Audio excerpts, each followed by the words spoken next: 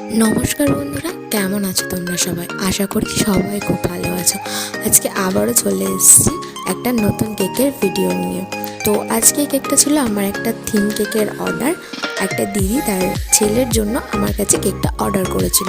কেকটা ছিল দিদির ছেলের ফেভারিট ক্যারেক্টার মাশা অ্যান্ড দ্য বেয়ারের থিমের ওপর।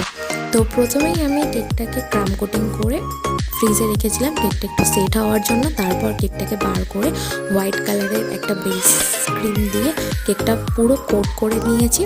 তারপর উপরে হালকা গ্রিন কালার অ্যাড করে প্যালেট নাইফের সাহায্যে একটা সুন্দর ডিজাইন করে নিয়েছি।